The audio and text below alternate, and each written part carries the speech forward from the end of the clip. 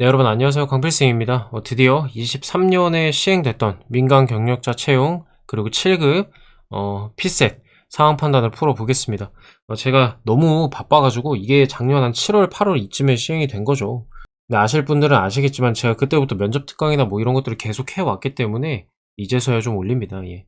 양해를 부탁드리고요.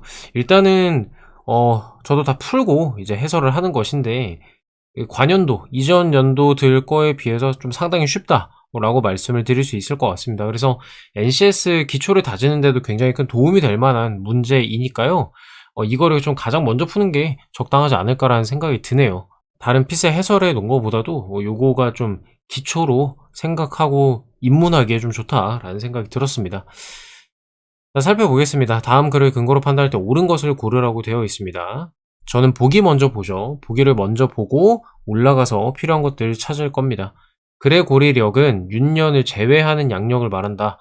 자, 윤년이 제외되는지 포함되는지 생각을 해봐야 되겠고요.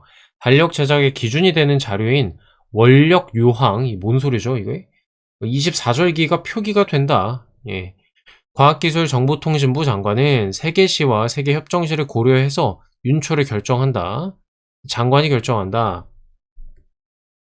장관이 결정하는 건가요? 자, 천문역법을 통해서 계산된 날짜는 음력을 사용할 수 없다고 돼 있어요. 양력인 그레고리력을 기준으로 한다.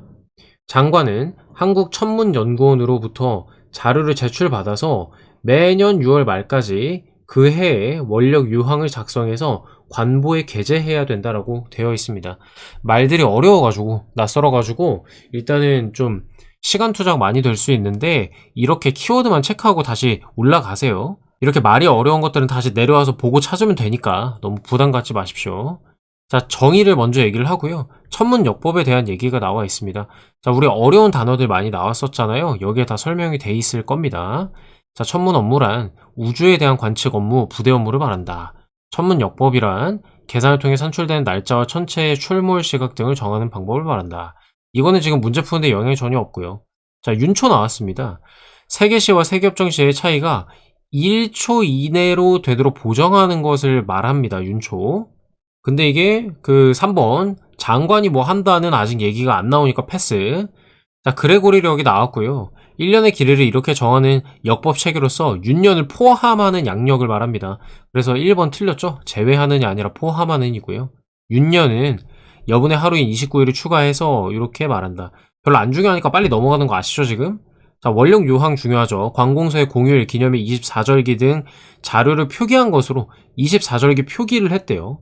아까 어디 있었죠? 원력 요항에는 24절기가 표기된다. 정답 2번으로 골라줄 수가 있네요. 실전에서는 넘어가시면 되겠고요. 우린 지금 연습하는 단계니까 마저 살펴보도록 하겠습니다.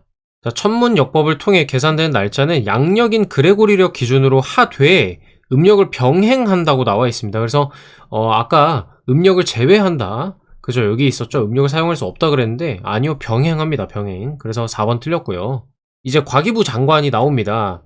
자, 천문역법의 원활한 관리를 위해 윤초의 결정을 관장하는 국제기구가 결정하고 통보해준 윤초를 지체 없이 발표해야 한다라고 되어 있습니다. 그러니까 장관이 이걸 결정하는 게 아니고 발표하는 거죠. 예, 그렇고요. 그 다음에 천문연구원으로부터 필요한 자료를 제출받아가지고 매년 6월 말까지 다음 연도의 원령 요항을 관보에 게재하는 겁니다. 그래서 그 해가 아니다. 정답 2번으로 금방 찾을 수가 있었습니다.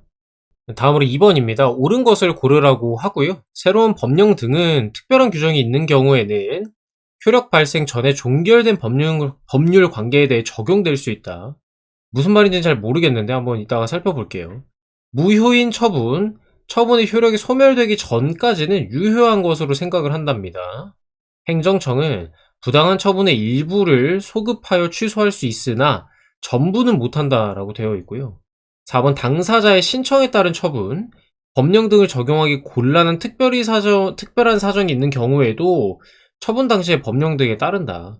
뭔가 아닌 것 같아요. 말이 좀 이상한데, 어색한데? 당사자가 부정한 방법으로 이익이 부여되는 처분을 받아 행정청이 취소하고자 할 때는요, 당사자가 입게 될 불이익과 취소로 달성되는 공익을 비교 형량하여야 한다라고 되어 있습니다. 자, 뭔 소린지 모르겠고요. 읽어볼게요.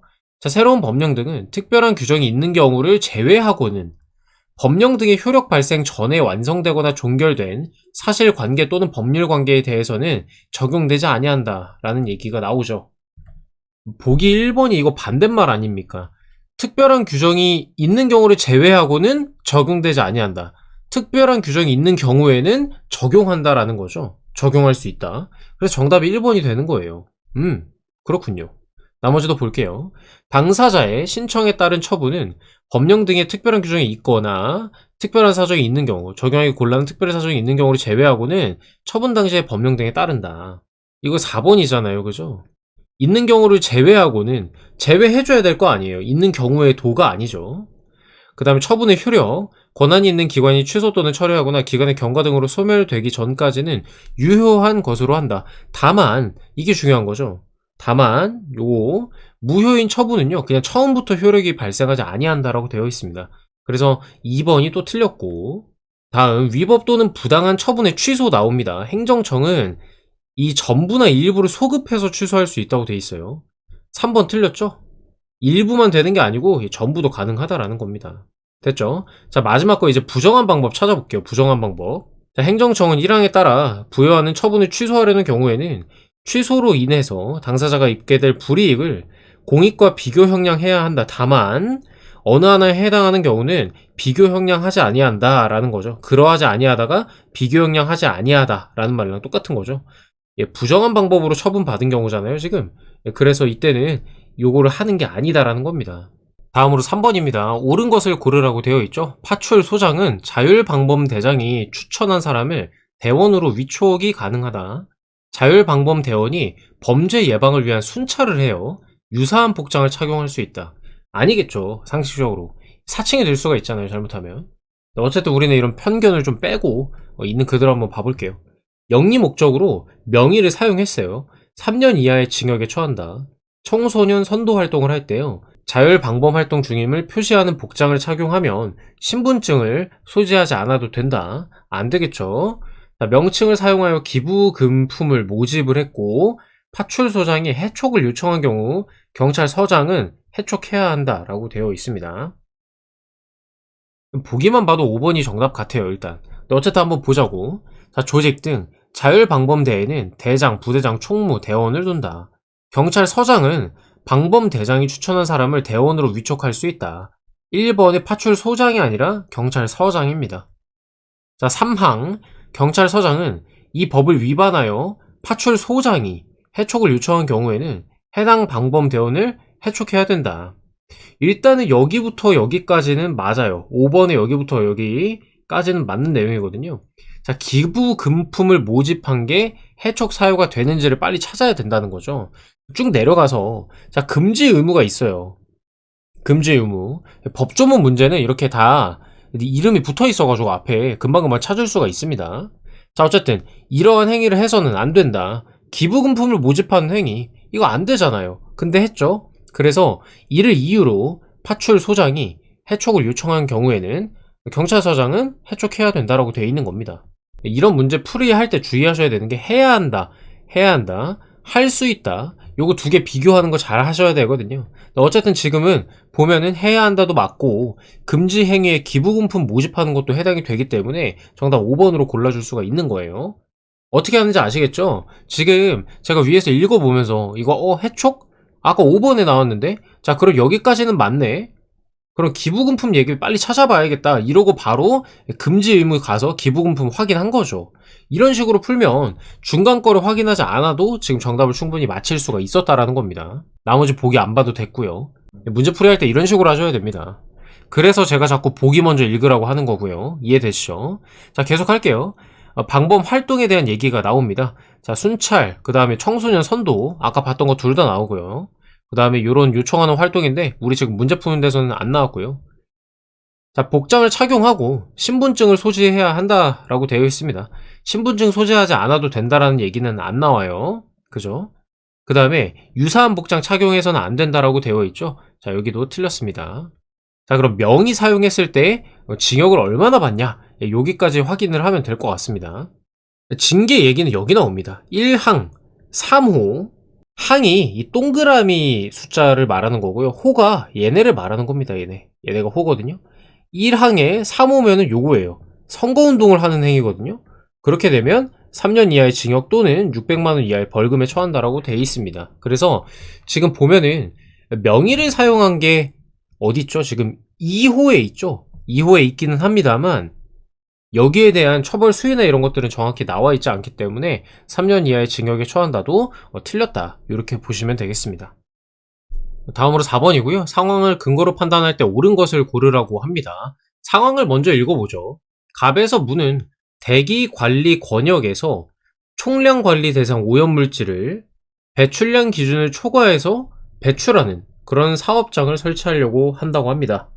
자, 갑이 설치 허가를 받은 경우 허가받은 사항을 변경하는 때에는 별도의 허가가 필요가 없을까요? 안 그럴 것 같은데. 자, 을이 허가를 안 받고 사업장 설치하면 작살 나야겠죠. 7년의 징역과 2억 원의 벌금에 처한다. 징역 과하니까 아까처럼 바로 앞 문제는 또는이었잖아요. 3년 이하의 징역 또는 600만 원. 근데 여기는 지금 7년의 징역 과 2억의 벌금이라고 하니까 이런 것들을 잘 봐야 됩니다. 또는인지 그리고인지. 병이 허가를 받지 않고 설치하고 운영했으면요, 환경부 장관은 폐쇄명을 할 수 있다. 정의 사업장 설치에 허가를 신청을 했어요. 지역 배출 허용 총량의 범위를 초과하더라도 이를 허가할 수 없겠죠. 그죠? 자, 무가 허가를 부정한 방법으로 받았다. 그러면 허가를 취소할 수 있겠죠. 허가 신청, 허가 제한, 허가 취소, 그 다음에 뭐 벌칙, 유순서대로 나와 있습니다. 자, 요런 거를 설치하거나 변경하려는 자는 허가를 받아야 된다. 변경하는 경우에도 같다. 변경하는 경우에도 허가 받아야 된다는 얘기죠. 그래서 1번 틀렸고, 그 다음에 위에 이 내용의 허가 또는 변경 허가를 받으려는 사람은 설치 또는 변경의 허가 신청서를 장관에게 제출해야 되네요. 이런 얘기는 안 나와 있었죠, 보기에는. 어쨌든 요 정도 알고 넘어갑시다.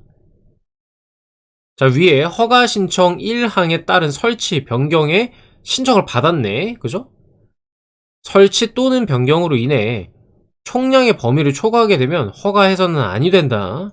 안 돼요, 이거는 아예. 그죠? 그래서 4번 틀렸고. 자, 거짓이나 부정한 방법으로 허가 또는 변경 허가를 받은 경우 환경부 장관은 그 허가 또는 변경 허가를 취소할 수 있다라고 되어 있습니다. 그래서 여기도 틀렸죠. 그 다음에 폐쇄 명령에 대한 얘기가 나옵니다. 지금 2번이랑 3번 남았는데요. 봅시다. 요런 사람, 이럴 때 폐쇄를 명할 수 있다라는 거죠. 그래서 지금 병이 요거에 해당하죠. 2호에 해당하잖아요. 폐쇄 명령할 수 있다. 정답 3번이 되는 것이고요. 아까 말씀드린 대로 역시나 함정이 이렇게 파져 있죠. 7년 이하의 징역 또는 2억 이하의 벌금 이런 식으로 되어 있습니다. 그래서 여기가 틀린 겁니다. 이런 말장난에 주의하셔야 함정에 빠지지 않고 잘 풀어낼 수가 있다. 잘 기억해 두시기 바랍니다. 5번입니다. 근거로 판단할 때 옳은 것을 고르라고 되어 있고요. 완전 전형적인 의사소통 문항 같이 생겼네요. 자, 50년 전에는 5월쯤 그 해 수확한 대두로 두부를 만들 수 있었다. 그 해 수확한 대두. 콩비지, 염화 마그네슘, 응고, 두부두유. 익힌 콩비지, 식물성 단백질, 비린내. 간수, 식물성 단백질을 응고시키는 성질. 여름에 두부 만들려면요, 하루 종일 담가놔야 한다. 어렵지 않고 한번 볼게요. 두부의 주 재료는 대두라는 녀석이다.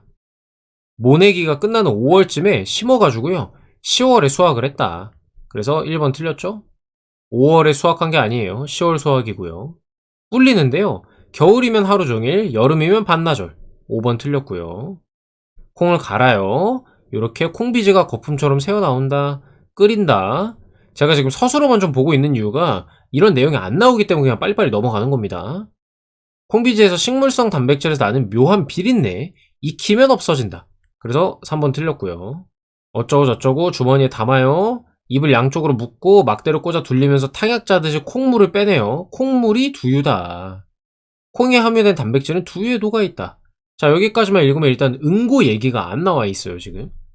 2번이랑 4번이 남아있는데 얘네 키워드가 응고잖아요. 근데 아직까지 응고 얘기가 안 나옵니다. 자, 이제 다음 문단에서 정답이 나오겠죠. 두부는 두유를 응고시킨 거다. 두유의 응고를 위해 응고제가 필요한데 예전에는 응고제로 간수를 사용을 했대요. 간수가 정답인가? 간수의 주성분은 염화 마그네슘이라고 하네요. 두유에 함유된 식물성 단백질은 염화 마그네슘을 만나면 응고가 된다. 간수로 식물성 단백질은 염화 마그네슘 만나면 응고가 되는데 간수의 주성분이 염화 마그네슘이다. 즉 식물성 단백질은 간수를 만나면 응고가 된다. 그래서 정답은 4번이 된다. 이렇게 고를 수가 있는 겁니다. 6번이고요. 이제 문제 해결 능력처럼 생긴 애들이 나옵니다. 아마 피세 처음 하시는 분들도 있으실 텐데 5문항씩 끊어가지고 보시면은 유형이 어떻게 돌아가는지 이해가 되실 거예요. 이따가 보면 또 5문제 풀고 나면 법조문 또 5개 나오고 이러거든요. 그런 식으로 좀 섹터가 나눠진다고 생각을 하시면 될 것 같습니다.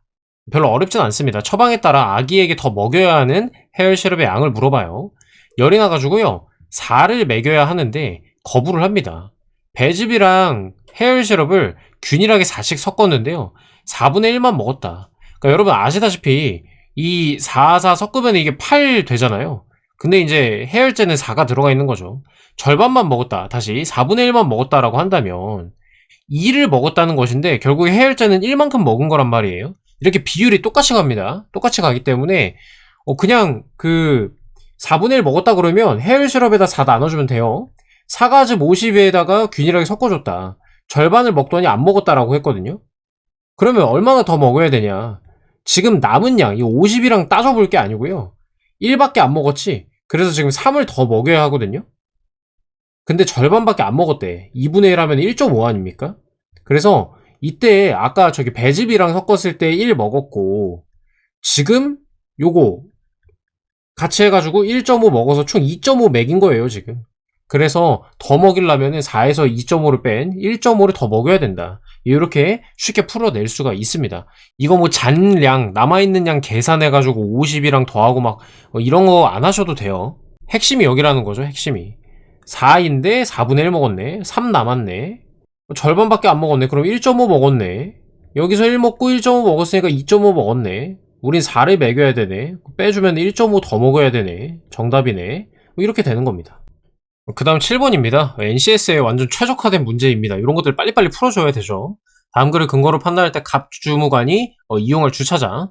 보기가 있긴 한데 그냥 A, B, C, D, E니까 따로 제가 여기 오른쪽에 옮겨놓지는 않았습니다. 그냥 볼게요 바로. 출장 중 11시간. 아침 9시부터 밤 8시까지입니다. 가장 저렴한 주차장 한 곳을 이용한대요. 중형차이고 3종 저공해 차량이다. 분명히 이 조건들이 사용이 될 겁니다. 주차요금은 기본과 추가요금을 합산해서 산정한다. 그럼 아래 내려가서 보는 거지 이제. 얘네 두 개 합치는 건데 기본은 최초 1시간이고 추가는 30분마다 붙는구나. 할인 대상인 경우 이 두 개를 더한 다음에 할인을 적용한대요. 주차요금에 대해서니까 기본이랑 추가를 더한 다음에 할인 적용한다. 이런 것들 굉장히 주의 깊게 보셔야 돼요. 이런 거 놓치면 바로 틀립니다, 여러분. 1주차권이 있는 애 같은 경우에는 더 저렴한 것을 선택을 한다라고 합니다. 비고에 1주차권 있는 애를 빨리 찾아볼게요. C만 있네, C만. 그죠? 그리고 아까 중형차는 조건이 아예 없고요. 저공해 차량은 여기 있네요. 50% 할인? 여기네. 우리 3종이잖아, 지금. 20% 할인이 들어가는 겁니다. 20% 할인이라는 거 기억해 두셔야 되고, 자, 그러면 빠르게 이제 계산을 해 보자고요. 최초 1시간 2,000원인데, 추가 요금이 붙잖아요. 11시간이니까, 1시간 최초 빼고 10시간 남았죠? 근데 30분마다 카운트를 하죠. 그러면은, 여기다 20배를 해줘야 된다는 얘기예요. 그렇잖아요. 그래야 10시간이 채워지는 거죠. 빨리 계산해보면 얘는 얼마예요? 2만원이고 여기 3만 그죠? 여기는 3.5만 3만 5천원 여기 뭐야 700원이네? 14,000원이네 그죠? D주차장이 굉장히 유력해 보입니다. 그죠? 그 다음에 여기에다가 20 곱하면 또 2만원이에요. 자 근데 이제 비고를 따져줘야 될 거 아닙니까? 자 여긴 33,000원인데 저공해 차량이니까 70%를 곱해줍니다. 30% 할인이니까 70% 곱해주는 거 알겠죠? 0.7 곱한 건데 지금 D 주차장이 19,000원으로 기준을 잡고 있거든요? 근데 여기 앞자리만 곱해도 7, 3에 21에서 2만 얼마가 될 거란 말이에요. 그러니까 얘는 제끼고 가는 겁니다. A 주차장도 그냥 눈대중으로 봤을 때 22,000원이잖아요. 제끼고 가는 거고요. 그 다음에 경차 할인이고 1주차권이네. 결국에 얘도 2만원 아닙니까? 그죠? 더 싼 거 한다며. 1주차권이랑 주차요금 중에서 1주차권이 2만원으로 더 싼데 어쨌든 D주차장 못 이겨요. 자, 그러면 이 주차장이 결국에는 분수령이 된다. 자, 그래서 20% 할인을 들어가고 더 중요한 건 요거예요. 6시부터는 무료래. 6시부터 무료야. 그럼 지금 끝나는 시간이 20시잖아요. 2시간을 이득을 보고 시작을 하는 거죠. 그래서 4,000원 할인을 받는 거네요. 4,000원. 그럼 16,000원에다가 5,000원 더하면 21,000원인데요. 아직 한 발 남았죠. 20% 할인을 또 해줘야 됩니다. 20일에다가 마저 써볼게요. 0.8을 곱해주는 거죠. 80%니까. 그래서 요거 보면은 8이고 앞자리 16. 그래서 16,800원이 나옵니다. 정답은 2주차장 5번이 되겠습니다. 8번입니다. 상황을 근거로 판단할 때 청년 자산 형성 적금에 가입할 수 있는 사람을 구하라고 합니다. 뭐 이렇게 이름, 나이, 직전 과세년도 소득, 근로소득, 사업소득, 종합과세 해당 연도, 군 복무 기간이 나와 있습니다. 이 조건들 잘 봐야 되겠고요. 자, 가입일이 속한 연도를 기준으로 직전 과세년도의 근로소득과 사업소득의 합이 5천만원 이하인 애들이 가입할 수 있어요. 단, 직전 과세년도에 이익에 모두 없는 애랑 2개년도 중 한 번이라도 대상자였으면 가입할 수 없어요. 그럼 일단은 5천만원 이하인 애들부터 볼게요. 5천 넘어가는 애는 무 날려버리고요. 그 다음에 모두 소득이 없는 애들 값 날려주고요. 한 번이라도 종합과세에 해당된, 근데 지금 중요한 건 직전 2개년도입니다. 23년이기 때문에 20년이 해당이 되는 건 아니에요. 그래서 정은 살아남는 거예요. 20년. 근데 병이랑 무는 날라갑니다. 결국에 이제 을이랑 정 둘 중에 한 명이거든요. 자, 나이 조건이 걸리는 거겠네요. 이제 34세 보면은 둘 다 넘어가거든. 군 복무기간은 포함하지 않는다라고 돼 있으니까 당연히 군 복무기간 있는 애가 정답이 될 거예요. 그죠? 36세는 그대로 36세로 들어가겠지. 근데 35세는 2년을 쳐주니까 마이너스 2에서 33세로 카운트를 해준다라는 겁니다. 정답은 정 4번이 되겠습니다. 다음으로 향수 얘기가 나옵니다. 굉장히 재밌게 읽었는데 한번 볼게요. NCS 마냥 9에서 10번 이렇게 두 문제가 연결되어 있습니다. 윗글을 근거로 판단할 때 옳은 것을 고르라고 합니다. EDP, EDC, 부향률, 뭔가 향을 가지고 있는 그런 비율인 것 같아요. 왼쪽이 더 크다. 흡수법, 많은 양의 향유를 값싸게 얻을 수 있는 방법이다. 오늘날 많이 사용되는 향수의 대부분 식물성이다. 고가이고 함유량이 적은 원료에서 추출할 때는요, 흡수법보다는 압착법이 이용된다. 부향률이 높은 향수일수록 향이 오래 지속된다. 높으면 오래 지속되는지를 먼저 봐야겠고요. 부향률이 가장 높은 향수가 인기가 제일 많다. 과연 그럴지 살펴봅시다. 자, 10번도 읽는 겁니다. 가장 늦은 시각까지 향수의 향이 남아있는 사람인데요. 뭐 몇 시에 뿌렸고 이런 아까 위에서 본 영어들이 나오고 부향률 몇 프로 이런 것들을 계산을 해줘야 돼요. EDT, EDP 그거 이따가 볼게요. 왼쪽에 잠깐 보니까 여기에서 이제 실마리가 나올 것 같은데 이따가 보고요. 9번 먼저 풀어야 되겠습니다. 자, 향수를 만드는 데 사용되는 향료는 천연과 합성. 천연은 원료에서 추출한 식물성, 사향, 용연향 등의 동물성이 있다. 즉 천연은 식물성이랑 동물성으로 나눠진다는 거고요. 합성은 뭐예요? 채취하기 어렵거나 소량 생산되는 천연 향료의 성분을 화학적으로 만든 거라고 합니다. 오늘날 대부분은요, 천연이랑 합성 향료 배합해서 섞어서 만든다라고 하네요.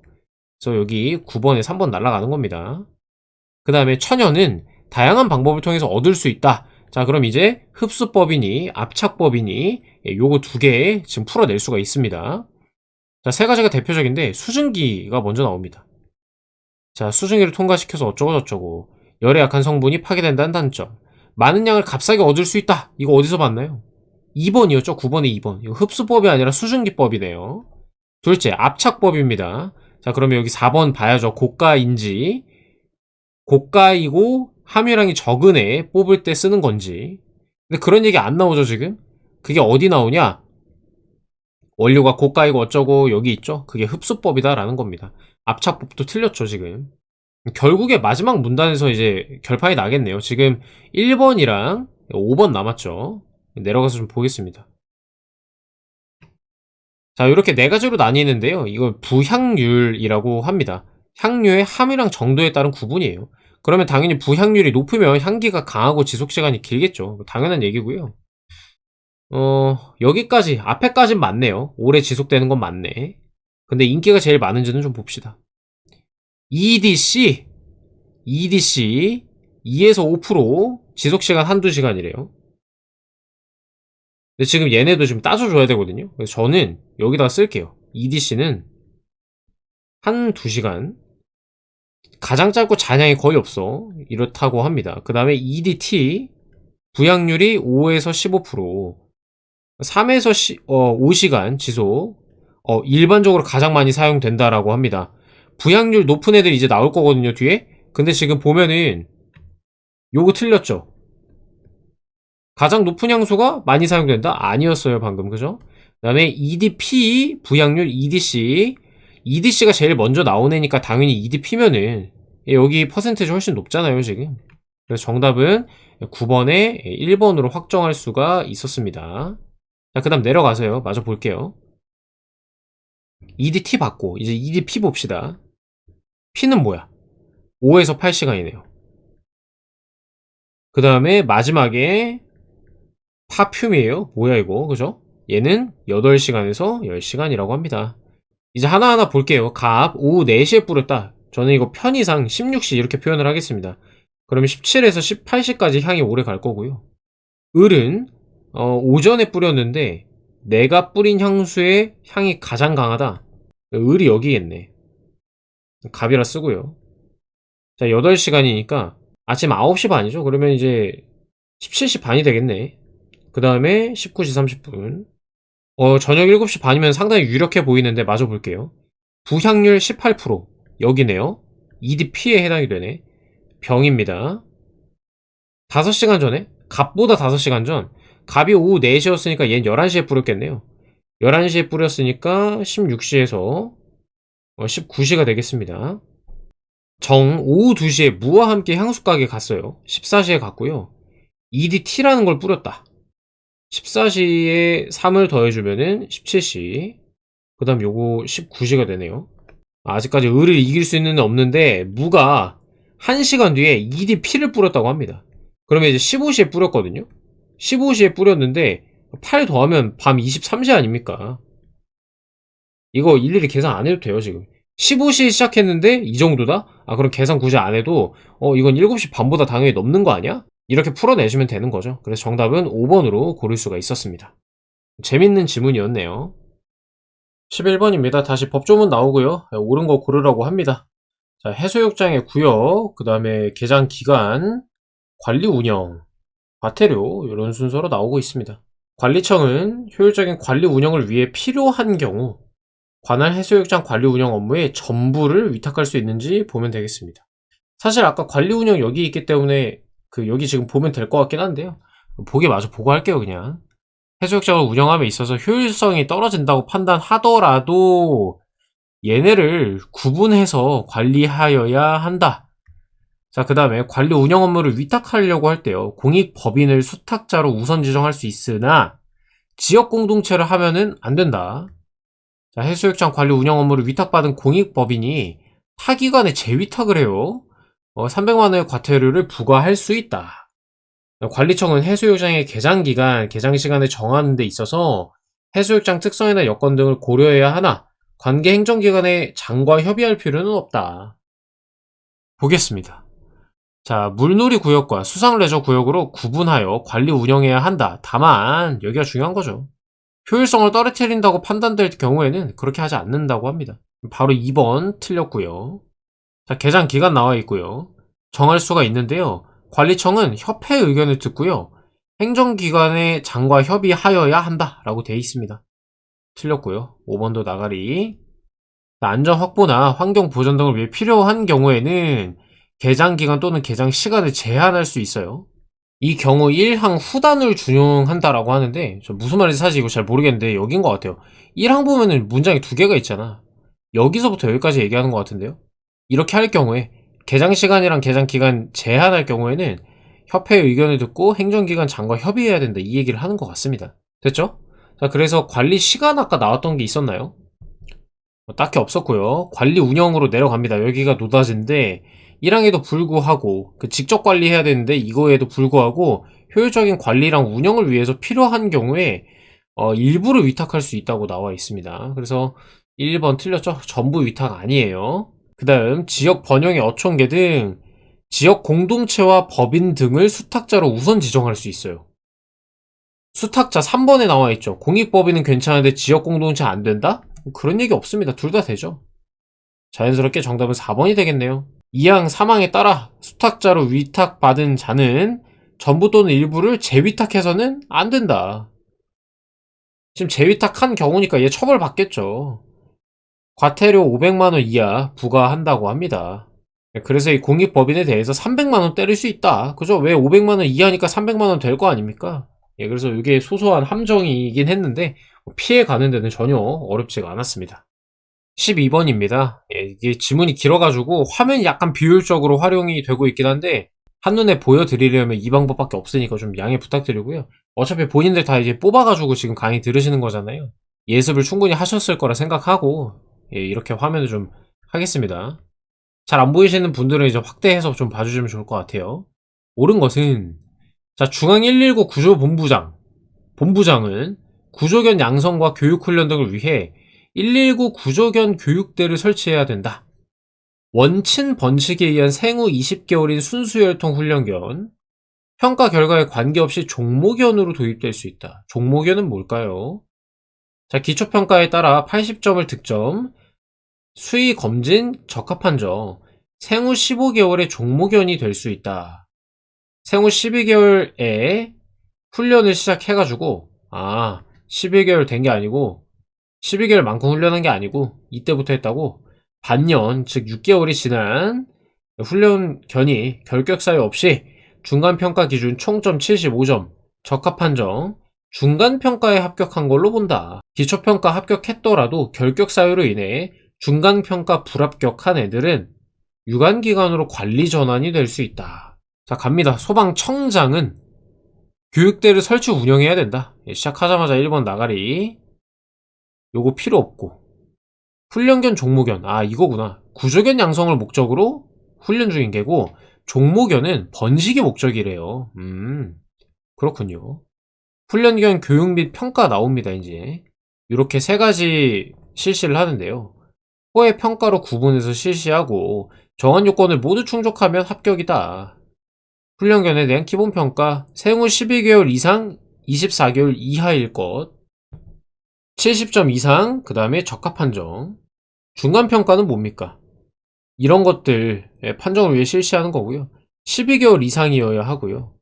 70점 적합한 점 이런 결격사유 공격성 보유 능력상실 같은 결격사유가 없어야 된다고 하고요. 4번 볼 수 있겠죠? 얘 지금 훈련한 지 6개월밖에 안 됐거든요. 보면은 훈련 시작 12개월 이상이어야 되기 때문에 얘는 아예 그냥 자격이 안 됩니다. 지금 불합격한 훈련견 유관기관 등 외부기관으로 관리전환 될 수 있어요. 하나라도 불합격하면은 그렇게 관리전환 될 수가 있다라는 겁니다. 중간평가 불합격했으니까 유관기관으로 관리전환 할 수 있다. 5번 맞네요. 정답이네요. 훈련견이 종무견으로 도입되기 위해서는 위 평가에 모두 합격해야 되고요. 각 호의 요건을 갖춰야 한다. 이거 플러스예요. 또는이 아니에요. 훈련 평가도 다 합격해야 되고 이 세 가지도 갖추고 있어야 된다라는 얘기입니다. 그래서 지금 2번이랑 3번이 종무견 얘기로 나누어져 있는 거죠. 아래 거 먼저 볼까요? 기초평가 기준에 따라 80점 오케이 잘했고 적합한 점 생후 15개월 이내 종무견으로 도입될 수 있다. 이 안 그런 게 왜 그러냐면 요 얘기가 아예 없어. 생후 20개월 얘기 순수혈통 얘기가 아예 없거든요. 그래서 요거는 좀 할 수가 없고 알 수가 없고 원친 번식에 의한 생후 20개월 순수혈통 훈련견 요거는 해당이 다 돼요. 그럼 과연 훈련평가에 다 합격을 했냐? 이게 문제인 건데 훈련평가 결과에 관계없이 라고 얘기를 해버리니까 얘는 이제 틀렸다 이렇게 보시면 되는 거죠. 13번 갑시다. 기억에 해당하는 수를 구하라고 합니다. 산타클로스 연간 착한 일 횟수 울음 횟수에 따라 선물을 준대요. A, B 중 하나를 주거나 아예 안 줄 수도 있어요. 나눠주는 방식은 이렇다고 합니다. 착한 일 횟수에 5를 곱하고요. 울음의 수에 기억을 곱한 걸 빼요. 10 이상이면 A. 0에서 10, 0에서 9겠죠, 이제. B. 음수면은 안 줘요. 기억은 자연수다. 한 명이 A 받았고요. 세 명이 B 받았고, 한 명이 못 받았습니다. 자, 그러면 기억에 해당하는 숫자가 뭐냐라고 하는데요. 저는 식을 엿다가 바로 그냥 써버릴게요. 이렇게 하면 똑같잖아, 지금. 그죠? 그러면 여기는 빨리빨리 곱해가지고, 절대수치를 파악을 해놓고요. 저는 그냥 빨리빨리 대입합니다. 1 대입을 해봐, 기억에다가. 그럼 3 빼면은 12. 요거 13. 그러면 이미 10 이상이면 A가 2명이어야 되는데 틀렸죠? 안 되고요. 전 바로 옆에다 쓸게요, 그냥. 여기 2라고 합시다. 여기 6이잖아. 15에서 6을 빼면 얼마야? 9죠. 여기 4죠? 15에서 4 빼면 11이죠. 10에서 6 빼면 4죠. 0 곱하면 그냥 당연히 이제 0을 빼주는 거니까 상관없고. 여기 마이너스 1 되네. 그죠? 그러면 얘가 A 받는 거고요. 얘 B고, 얘네 둘도 B네. 얘는 아무것도 못 받죠. 1명, 2명, 1명. 이렇게 해가지고 정답 2번으로 고를 수가 있었습니다. 14번입니다. 이게 조금 어렵다고 느껴졌을 수도 있을 것 같아요. 이게 범위 문제여가지고 초과 이상 이런 것들이 나와서 어렵게 느껴졌을 수도 있을 것 같습니다. 작성한 보고서 한 건 쪽수의 최대값을 구하라고 합니다. 그래서 보면은 값은 근무일마다 동일한 쪽수의 보고서를 써요. 임원들에게 각각 출력해서 전달을 해요. 그래서 만약에 쪽수가 X쪽이야. 임원이 2명이면은 출력을 EX쪽만큼 하는 거죠, 이제. 이해되시죠? 1개월 전에 입사했고 20일 초과를 했어요. 매일 그렇게 작성을 하는구나. 근무일마다, 그죠? 그러면 20일을 초과했다 그러면 21일부터 시작이 될 겁니다. 출력한 총량이 1000쪽으로 딱 나눠 떨어지네? 1000쪽으로. 임원은 2명 이상이다 라고 합니다. 한 건의 최대값을 구하고 있는 거니까요, 지금. 우리가 전체 1000쪽이라고 해요. 근데 임원이 2명이면은 이 책자가 500쪽이 될 수 있는 거고, 물론 이제 근무일 고려하지 않고요. 만약에 4명이면은 250쪽으로 줄어드는 거 아닙니까? 같은 근무일로 또 나눠줘야 되는데, 그죠? 그러면은 임원의 숫자가 최소값이 돼야 돼요. 그래서 임원은 2명으로 고정이 된다. 이렇게 고정을 한다 생각을 하시는 거에 맞고요. 자, 그러면 이제 보자고. 1000쪽이에요. 근데 임원이 2명이야. 그럼 일단은 500으로 시작을 하는 거죠. 500쪽으로 시작을 하는 건데 총 한 건당. 자, 그러면 이제 이게 딱 나눠 떨어져야 될 거 아닙니까? 21일부터 시작이 되죠. 안 나눠 떨어지잖아. 그죠? 나눠 떨어지려면 25까지 가는 거죠. 그래서 22 건당 쪽수다. 이렇게 계산을 할 수가 있네요. 정답 4번입니다. 이게 어떤 뭐 식으로 푸는 게 아니에요. 이렇게 X 설정해서 푸는 게 아니고요. 제가 방금 한 것처럼 범위가 최대가 되려면 어떻게 해야 되지? 이 고민을 하면서 하면은 금방 나올 수가 있다. 1000쪽이네? 임원 숫자대로 나눠줘야 되네? 그러면 당연히 이만큼만 나눠주면 제일 크겠네. 이런 식으로 가는 거예요. 최대값 구하고 있는 거니까. 다음으로 15번입니다. 한 명만 화상 강의 시스템에 접속해 있던 시간으로 가능한 거를 물어보고 있습니다. 9시부터 9시 반까지 진행된 수업 시간 중 이렇게 접속한 시간이 아래와 같아요. 접속 횟수는 1회였다. A와 C가 접속해 있던 시간은 서로 겹치지 않았다. A랑 C가 공교롭게도 두 개를 더하면 30이에요. 그래가지고 한 놈이 9시부터 9시 반까지 쓴 거고, 다시 9시 13분까지 쓴 거고, 한 놈이 9시 13분부터 9시 30분까지 이렇게 나눠가지고 썼다는 거죠. 이거 초가 굳이 따지면 이제 00초고요. 여기가 이제 01초가 되겠지. 00, 000001초. 이런 식으로. 예, 이해되시죠? 이거 지울게요, 요거는. 이렇게 될 수도 있고. 반대로 얘가 이제 17분까지 쓰고, 얘가 이제 17분부터 이렇게 쓸 수도 있는 거고. 어떤 건지 알겠죠, 지금 상황이? 예, 이렇게 두 가지가 나올 수가 있는데, 어쨌든 뭐 이거는 별로 중요하지는 않고요. 이 처음 제가 썼던 케이스로 그냥 가정하고 풀어볼게요. 이 케이스로. 얘네가 이렇게 나눠가지고 했다고 가정을 했을 때 나머지 B, D, E 얘네를 다 30분에 맞춰가지고 끝났다고 합시다. 얘네가 접속한 시간이 9시 반에 다 끝났다고 생각을 해보면, 그럼 얘네는 언제부터냐? B, D, E 최대로 땡겨도 0900, 05일 거 아닙니까? 나머지는 얘네보다 뒤겠죠? 얘보다 뒤겠죠, 5분보다. 그 말은 즉슨 9시부터 9시 5분까지는 누군가가 혼자 A 혹은 C죠. 예, 혼자 접속하는 시간이 반드시 생긴다는 겁니다. 그래서 정답은 1번 9시 4분이 되겠고요. 같은 원리로 이 지금 BD2를 다 뒤로 몰아버렸는데 다 앞으로 몰아버릴 수도 있죠. 앞으로 몰아버리면 어떻게 됩니까? 제일 늦게 끝나는 애가 9시 25분에 끝날 겁니다. 그러면 9시 25분부터 30분까지도 혼자 있는 시간이 되겠죠. 이 시간과 0925부터 30까지 이 5분씩 총 10분 동안 한 명만 접속해 있는 거다. 이렇게 볼 수가 있습니다. 예를 들어서 보기에 26분 있었으면 얘도 정답이 될 수 있었다는 거죠. 이어서 16번 풀어볼게요. 갑이 만든 비밀번호 각 자리의 숫자를 모두 곱한 값은 갑은 1, 2, 3, 4 중에서 숫자를 골라 4자리 비밀번호를 만들었대요. 모두 더한 값과 모두 곱한 값이 같았다라고 합니다. 이렇게 4자리가 있네요. 4자리가 있는데 얘네를 더한 거랑 곱한 게 같았다라고 합니다. 그러면 곱셈하면 숫자가 확 커지죠. 그 말은 우리가 1을 적극적으로 활용을 해줘야 된다는 거예요. 제자리 숫자, 그죠? 간단하게 1, 1, 1, 1만 놓고 보면은 얘네 합이 4인데 여기 합 쓰고 여기다 곱 쓸게요. 곱은 1이잖아요. 조금씩 섞는 거야. 그러면 이제 섞어볼까요? 이렇게 합이 5네, 곱이 2네. 아, 그러면 1만 계속 넣어가지고는 안 되겠다. 1을 2개로 줄여보자 라는 거죠. 2개로 2 하면은 곱셈은 4네.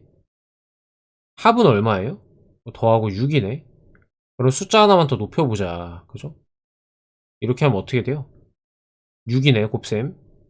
근데 합은 저기 홀수니까 안에 보고요. 그러면 이제 요거를 이렇게 써보는 거죠. 그러면 이제 더했을 때 8이고 곱했을 때도 8이다. 정답은 1124. 어떻게 돼요? 뭐 이 숫자는 이 숫자는 뭐든 상관없으니까요. 정답 1번으로 고를 수가 있는 거죠.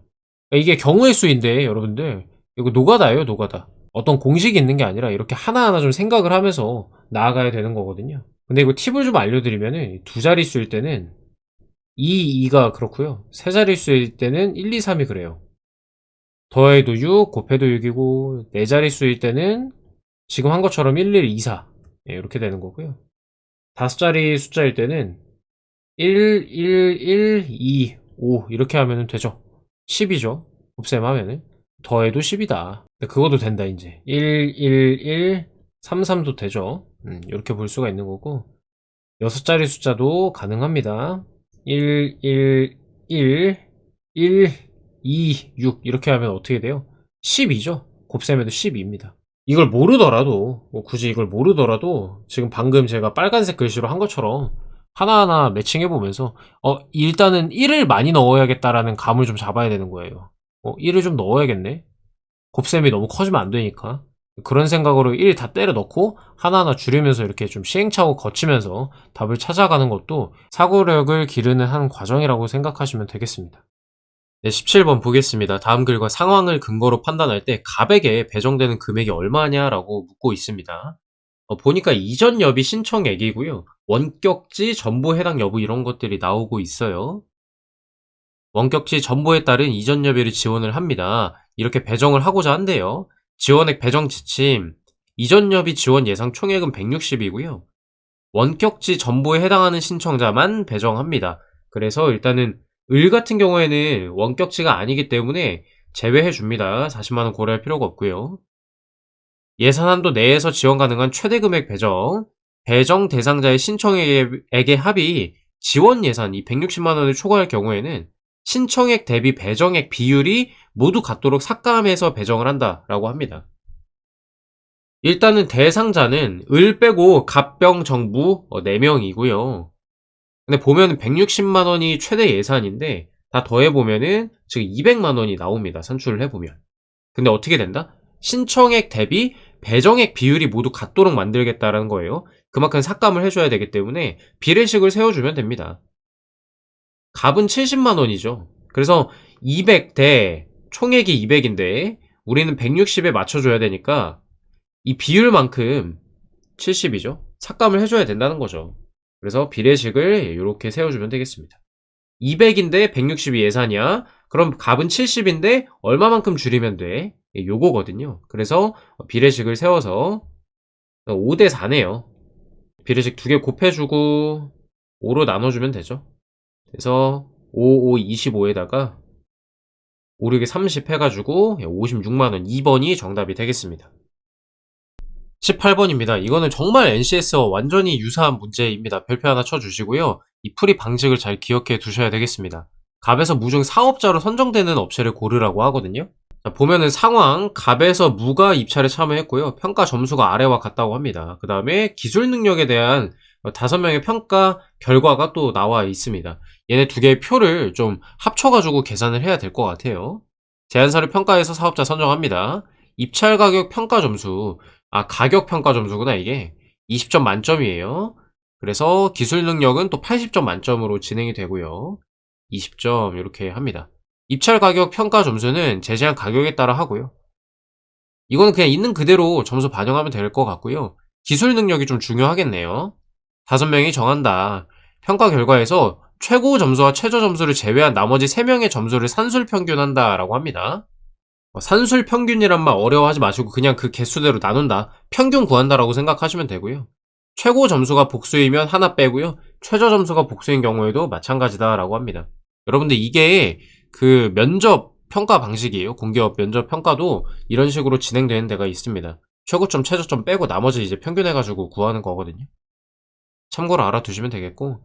자, 기술 능력 평가 점수에서 만점의 85% 미만을 받은 업체는 선정해서 제외한다라고 되어 있죠. 헷갈리시면 안 돼요. 지금 만점 얼마예요? 80점입니다. 그럼 바로 계산하는 거죠. 80점에 85% 얼마예요? 잘 모르겠으면 그냥 곱하세요. 80에다가 85 곱하면 되잖아요. 그죠? 0.85 곱하면 되죠. 계산을 해보시면은 68점 나옵니다. 68점. 그러니까 68점. 평균 냈을 때 68점 미만이면은 제외합니다. 분명히 있을 거예요. 그러니까 조건을 주는 거거든요. 그 다음에 입찰 가격이랑 이 기술 능력 점수를 더한 다음에 가장 높은 애를 뽑아요. 이때 동점이면 이런 조건이 있다는 건 동점일 가능성이 있다는 거예요. 기술 능력 평가 점수가 높은 애를 선정을 한다 라고 되어 있습니다. 이제 이해 다 되셨죠? 자, 그럼 시작을 해볼게요.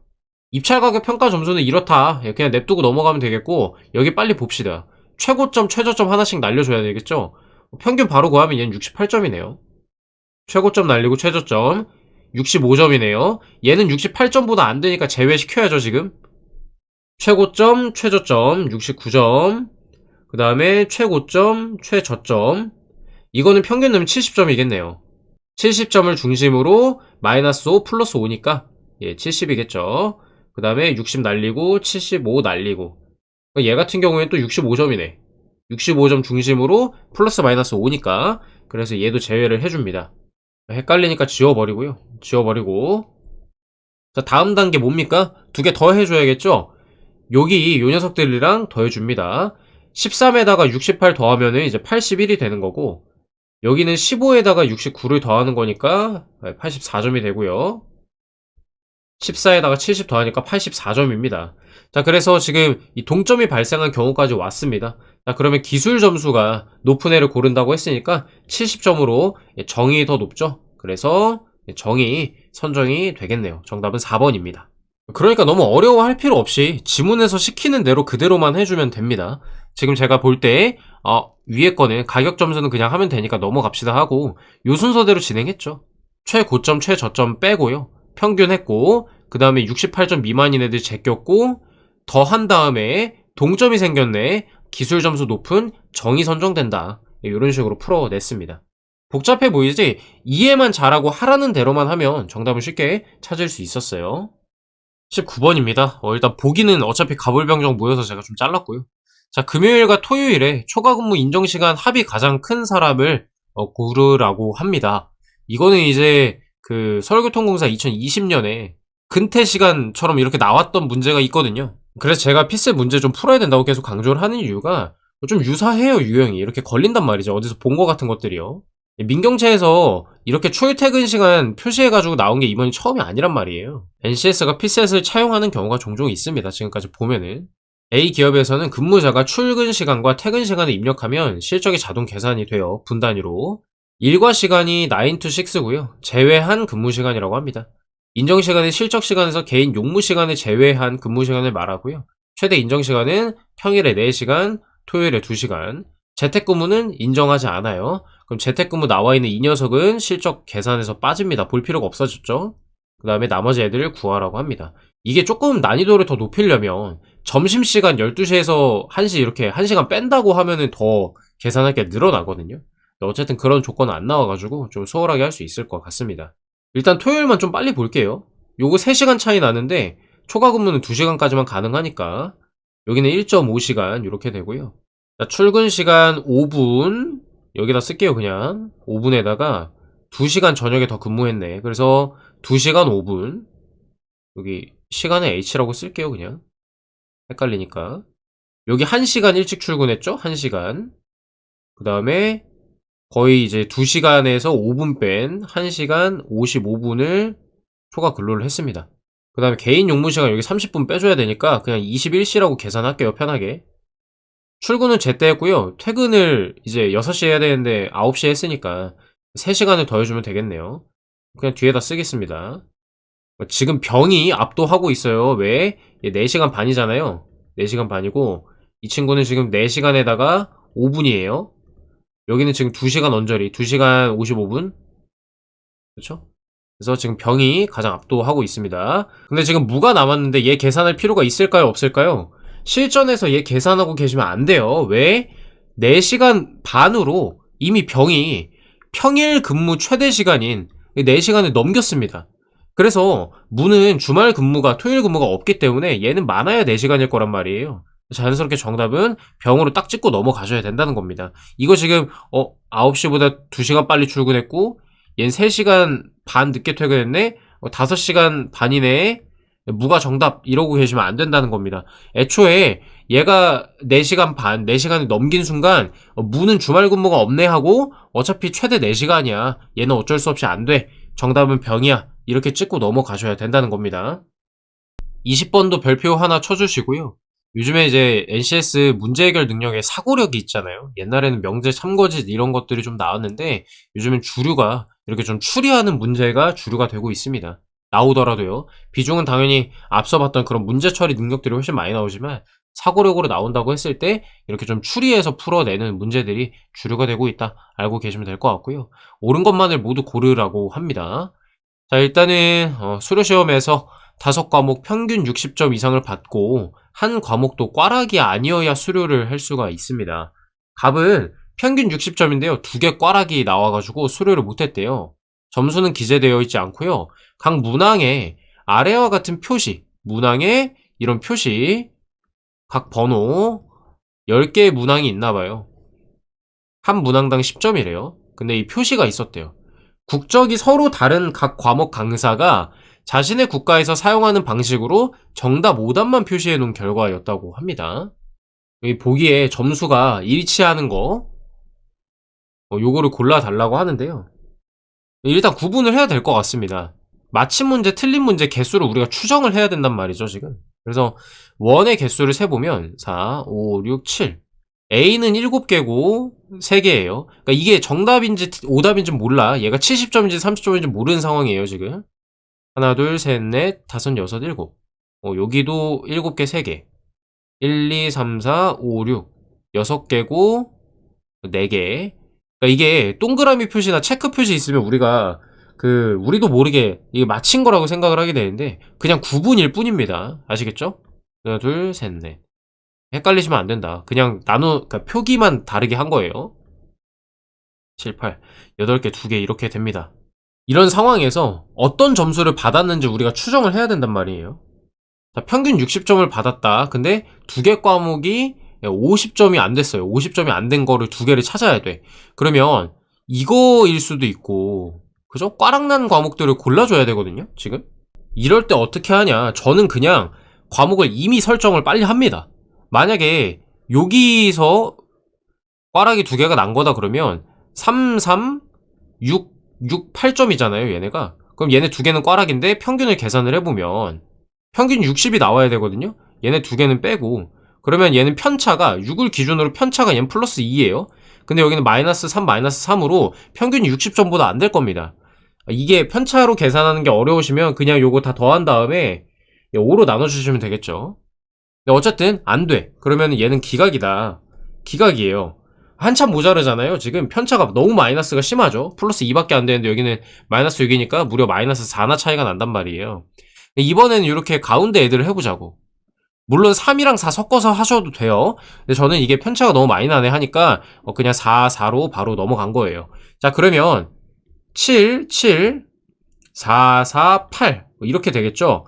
꽈락은 여기 두 개에서 나온 거고 6을 기준으로 편차를 따져보면 플러스 1, 플러스 1, 마이너스 2, 마이너스 2, 플러스 2 이렇게 돼가지고 편차의 합이 0이 됩니다. 지금 편차의 합이 0이다. 즉 60점이 평균이다. 6점이 평균이다. 이렇게 되는 거죠. 편차로 하는 게 불편하시면 그냥 더하고 나눠주시면 되겠습니다. 두 개 더하면 14, 8, 16에다가 14 하면은 30이고요. 나누셈 5 해주면 이제 6 나오죠. 어떤 방식으로 하든 상관없습니다. 자, 어쨌든 최종적으로 7, 7, 4, 4, 8이 나왔다.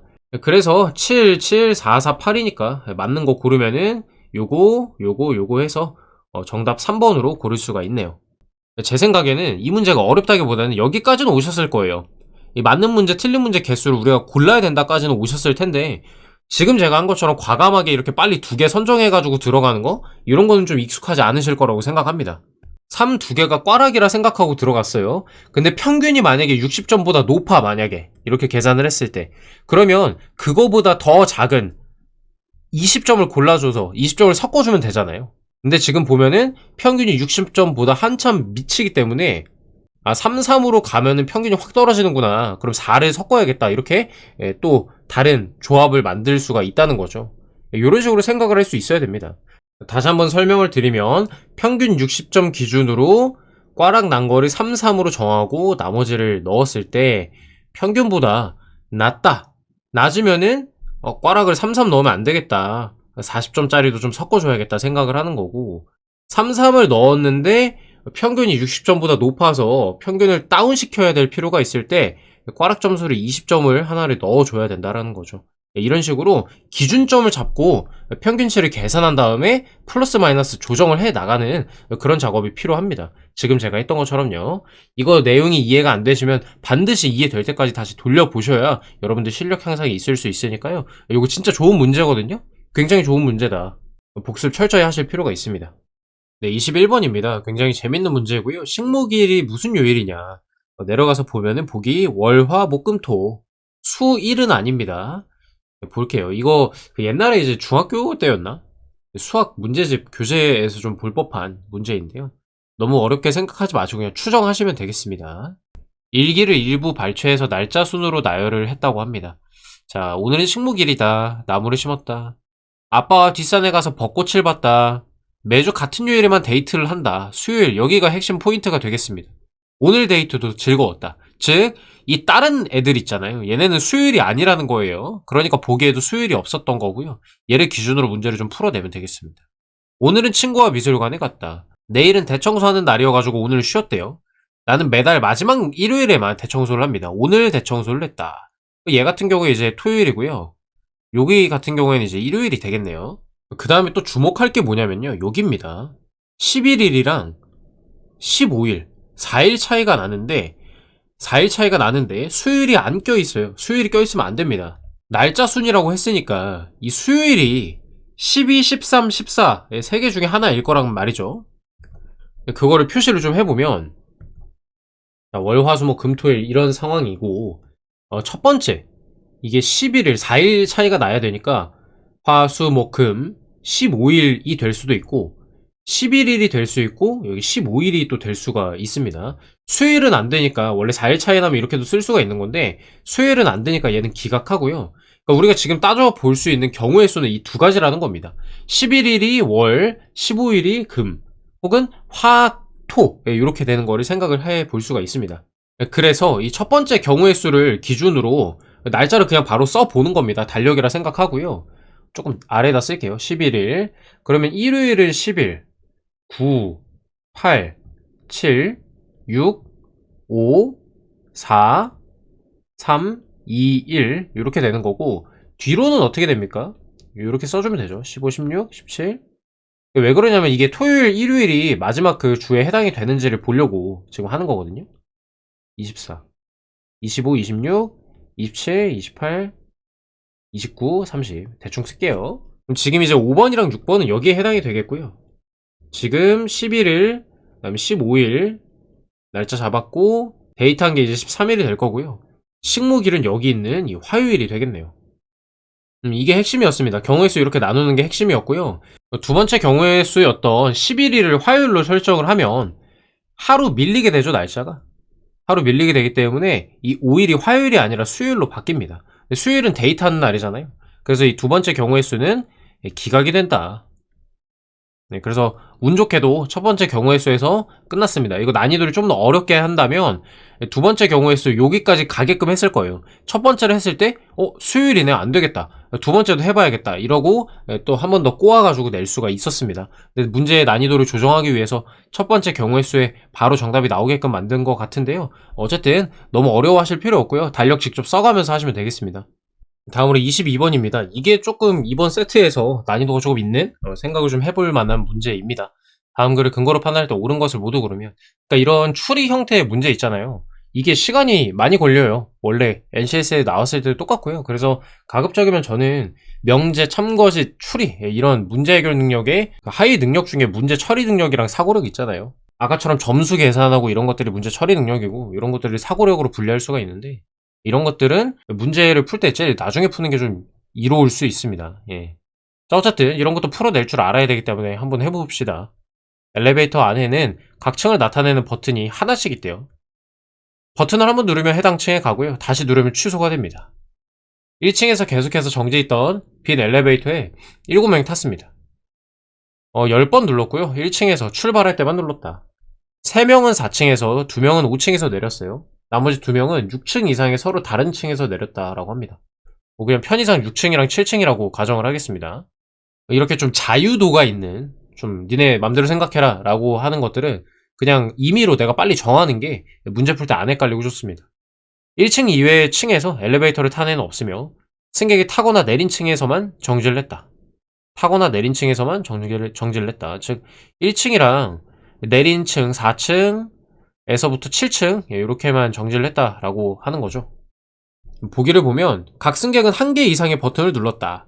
5번 누른 버튼이 있다면 2번 이상 누른 다른 버튼이 있다. 4층 버튼을 가장 많이 눌렀다. 승객이 내리지 않는 층의 버튼을 누른 사람은 없다. 뭐 이렇게 돼 있는데요.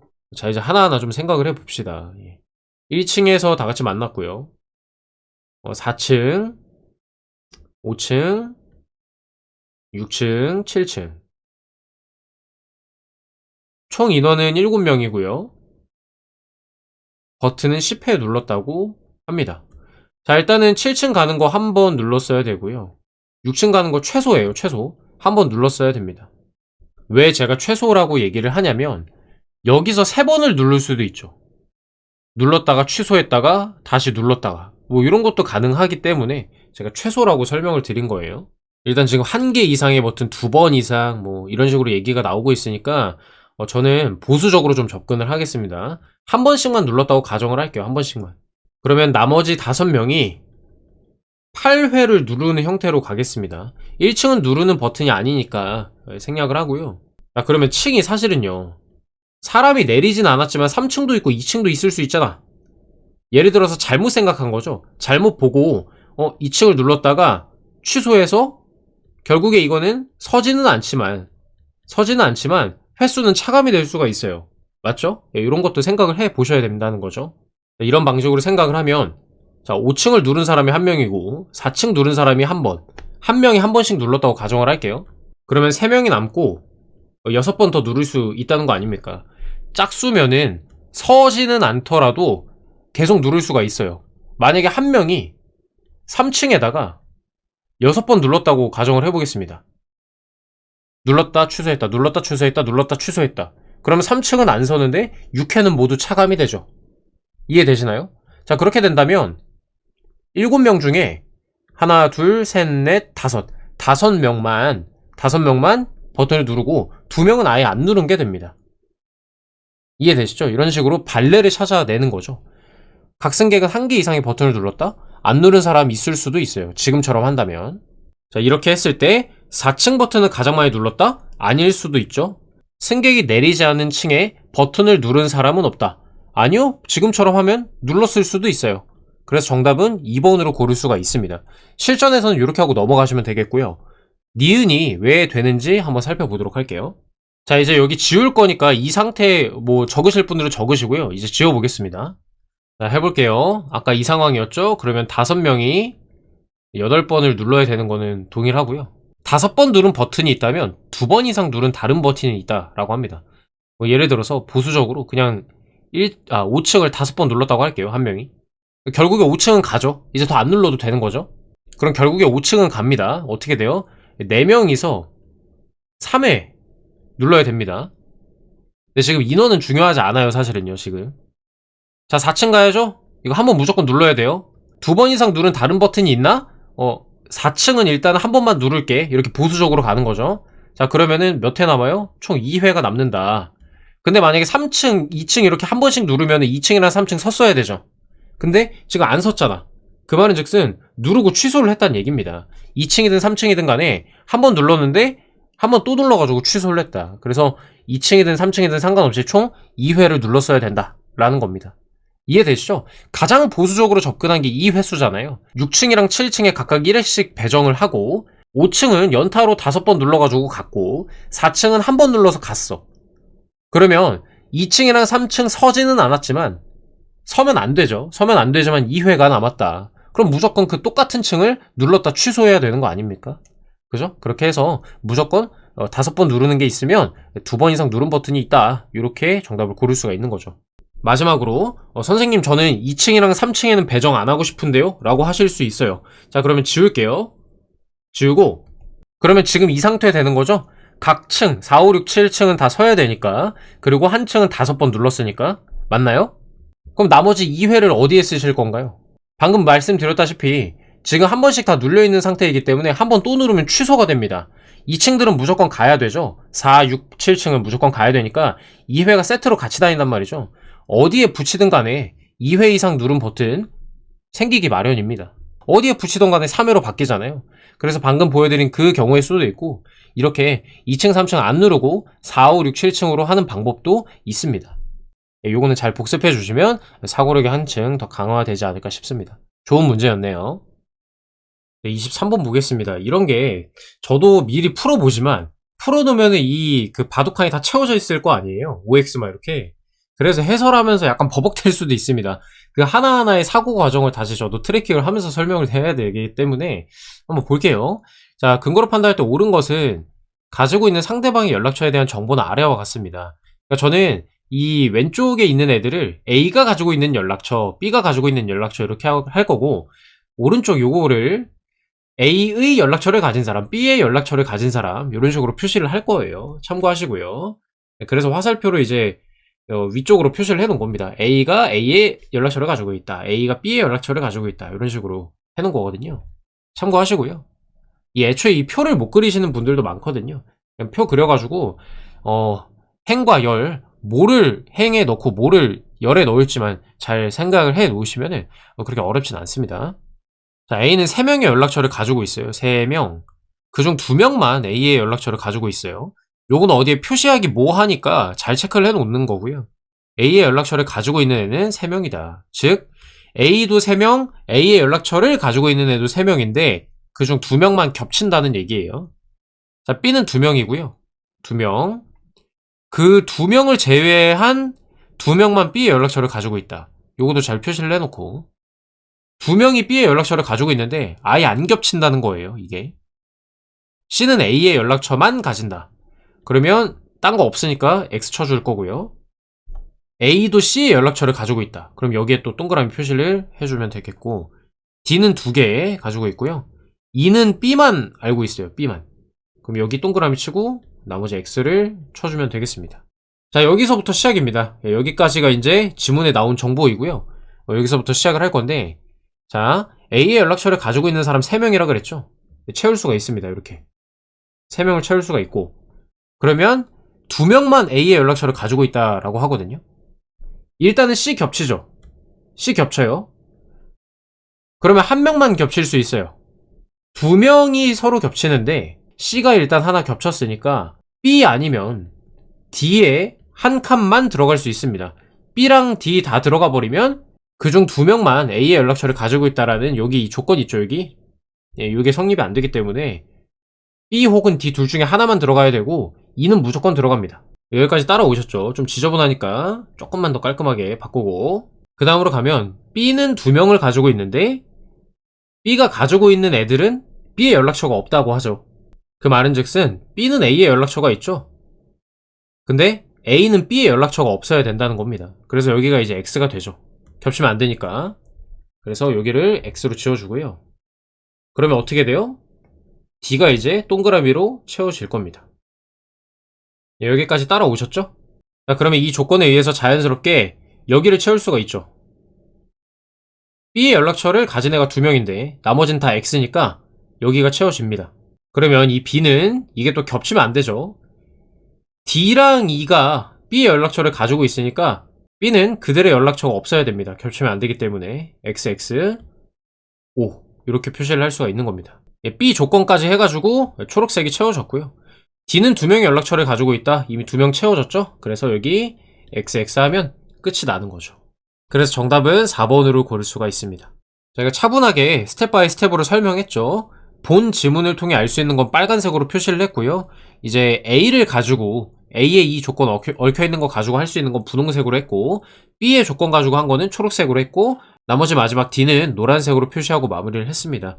일단은 제가 요거를 표시를 해왔는데 여러분들 그냥 손목시계 있으시면 그거 돌리면서 하시는 것도 방법이거든요. 결국에는 그 처음으로 실제 시각을 가리킨 때는 이 시침이랑 분침이 겹칠 때예요. 겹칠 때. 왜 그런지 예시를 좀 살펴보면요. 제가 이거 2번 1시에서 1시 5분 거를 좀 가져와 봤는데 1시는 원래 이렇게 가리키죠. 왼쪽처럼. 근데 이거를 이제 시침 분침을 바꾸면 이렇게 된단 말이에요. 그죠? 시침 분침만 바꾼 거예요. 그럼 정오 5분이 됩니다. 정오 5분. 만약에 이제 1시 5분이라고 한다면 1시 5분도 겹치지가 않죠. 시침이 1시에 있는 게 아니라 숫자 1쪽에 있는 게 아니라 한 2.5도 정도 기울어져 있을 것입니다. 왜 그러냐면 자 볼게요. 시침, 시간을 나타내는 시침은 1시부터 2시까지 요 구간만 지금 이동을 할 거예요. 1시간 동안. 맞죠? 1시간 동안. 분침은 어떻게 돼요? 360도를 한 바퀴 다 돌아야 된단 말이에요. 얼마 동안? 60분 동안. 그렇기 때문에 1분당 6도를 돌아요. 1분당. 시침은 어떻게 돼요? 시침은 여기서 여기까지 30도죠? 왜? 한 바퀴 다 돌면 360인데 이게 12칸으로 나눠져 있으니까요. 그래서 이게 30도인데 60분 동안 어떻게 되냐 나누면 칸이 조금 좁다. 그죠? 0.5도. 분당 0.5도를 간다는 겁니다. 근데 지금 5분이 지났죠. 1시 5분이니까. 그래서 2.5도 정도 더 가 있다라는 얘기예요. 둘이 겹치지가 않는다는 거죠.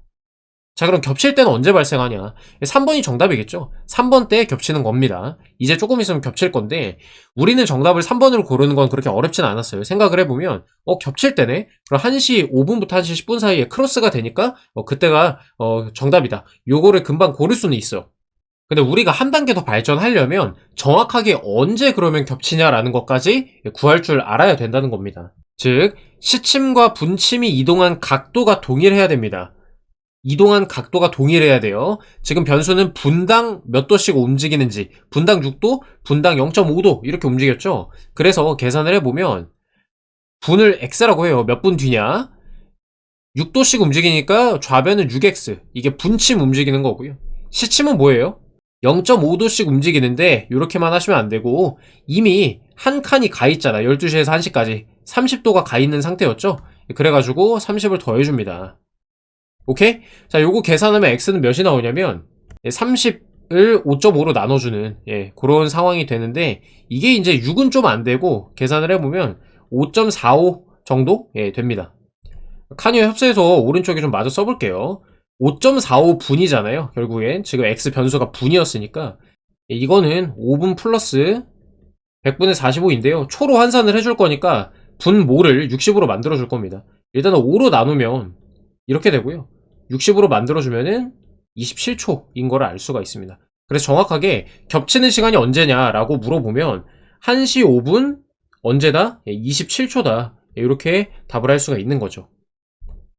그래서 제가 봤을 때 지금 문제처럼 겹치는 때가 언제냐 이렇게 범위를 물어보는 거는 그렇게 어려운 문제는 아니고요. 이렇게 정확하게 시간을 물어보는 문제가 나왔다면 그거는 시침이랑 분침이 이렇게 몇 도씩 움직이는지 계산까지 미리 해놨어야 되기 때문에 난이도가 쭉 올라간다 이렇게 볼 수가 있겠습니다. 그래서 여러분들 지금 이번에 나온 김에 이런 것들 좀 알아두세요. 시침은 분당 0.5 움직이고 분침은 분당 6도 움직인다. 이렇게 방정식을 세울 수도 있다. 겹치는 정확한 시간을 구할 수 있다라는 겁니다. 그래서 만약에 이런 문제가 또 나오면 시침이랑 분침 바꾸는 문제가 나오면 이렇게 계산하는 거 먼저 떠올리실 필요가 있습니다. 결국에 원리는 똑같은 거기 때문에 이런 문제 나오면 지금과 같은 방식으로 풀이해 주시면 되는 거예요. 자, 마지막 25번입니다. 조문이 길어가지고 글씨가 좀 작습니다. 옳은 것 고르라고 하고요. 5세인 자녀를 홀로 양육하는 자, 5세 자녀 홀로 양육. 지원 대상이 되기 위해서는 미혼자여야 한다.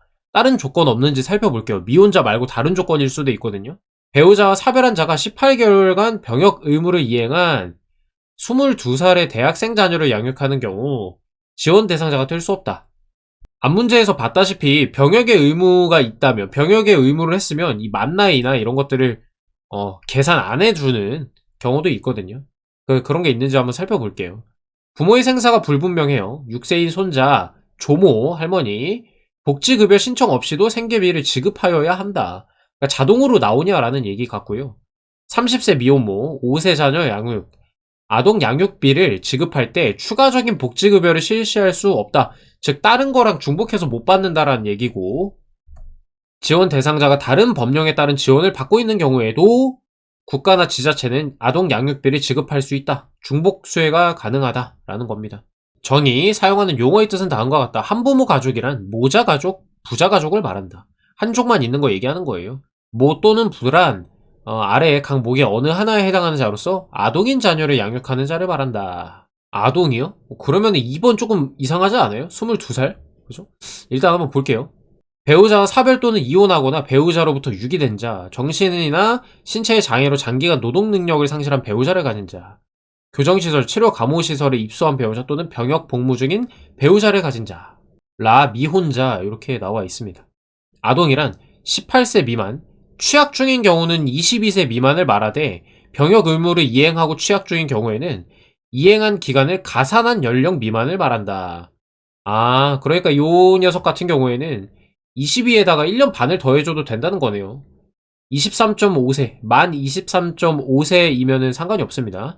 그래서 지원자가 될 수 있네요, 얘는.